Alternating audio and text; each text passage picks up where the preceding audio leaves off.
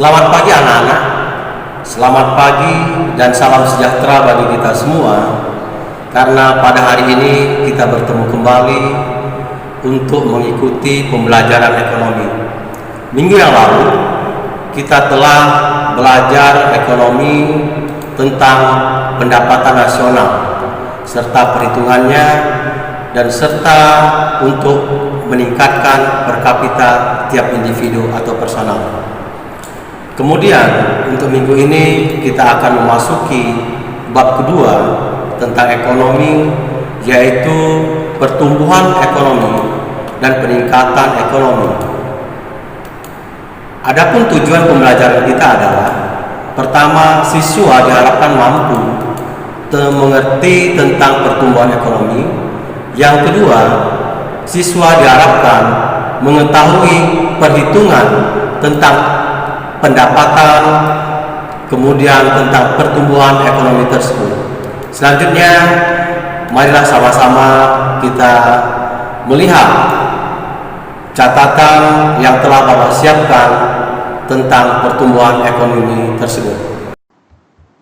Baik, kita mulai pembelajaran selanjutnya, yaitu bab 2 tentang konsep pertumbuhan ekonomi dan pembangunan ekonomi serta permasalahan dan cara mengatasinya. Kita ikuti dulu apa itu pengertian pertumbuhan ekonomi. Pertumbuhan ekonomi adalah proses perubahan kondisi perekonomian suatu negara secara berkesinambungan menuju keadaan yang lebih baik selama periode tertentu. Kedua, pertumbuhan ekonomi dapat diartikan juga sebagai proses kenaikan kapasitas produksi suatu perekonomian yang diwujudkan dalam bentuk kenaikan pendapatan nasional. Adanya perubahan ekonomi merupakan indikasi keberhasilan pembangunan ekonomi yang dilakukan suatu negara.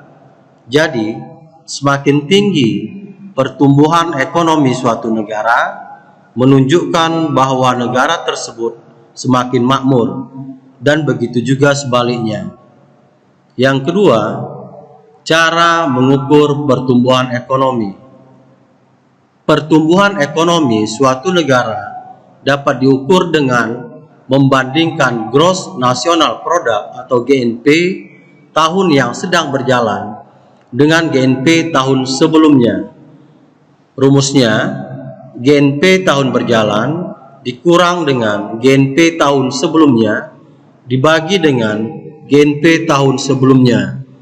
Kemudian kamu kalikan dengan 100%. Contohnya, jika diketahui GNP suatu negara pada tahun 2015 sebesar 80.000 dan pada tahun 2016 naik menjadi 85.000, maka laju pertumbuhan ekonomi pada tahun 2016 adalah pertumbuhan ekonomi sama dengan 85.000 dikurang dengan 80.000 dibagi dengan 80.000 dikali 100%. Maka pertumbuhan ekonomi pada tahun 2016 sama dengan 5.000 dibagi 80.000 kali 100% sebesar 6,25%. 3. Teori pertumbuhan ekonomi. Secara umum, teori pertumbuhan ekonomi adalah sebagai berikut. A. Teori pertumbuhan ekonomi historis. Teori ini dipelopori oleh Werner Sombart. Menurut beliau, pertumbuhan ekonomi suatu negara dibagi 3 tingkatan. Yang pertama, masa perekonomian tertutup. Yang kedua, masa kerajinan dan pertukangan. Dan ketiga, masa kapitalis atau masa penanaman modal. Selain Werner, masih ada lagi tokoh-tokoh ekonomi yang mengemukakan teori historis seperti Friedrich List, Karl Bucher, Walt Whitman, Rostow, dan lain-lain. Semuanya dapat kamu lihat dalam buku ekonomi halaman 29 sampai dengan 31. Yang B, teori klasik dan teori neoklasik. Teori klasik dipelopori oleh David Ricardo dan Adam Smith. David Ricardo berpendapat bahwa pertumbuhan penduduk yang semakin besar akan mengakibatkan jumlah tenaga kerja melimpah. Akibatnya, tingkat upah menjadi rendah dan mungkin pengangguran akan lebih tinggi. Namun, berbeda dengan Adam Smith beranggapan pertumbuhan ekonomi sebenarnya bertumpu pada pertumbuhan penduduk, karena adanya pertumbuhan penduduk akan meningkatkan pertambahan output atau hasil produksi yang akan berguna bagi penduduk itu sendiri. Kemudian ada lagi teori neoklasik dipelopori oleh Harold Domar dan Robert Solow. Harold Domar berpendapat modal harus dipakai secara efektif karena pertumbuhan ekonomi dipengaruhi oleh peranan pembentukan modal tersebut.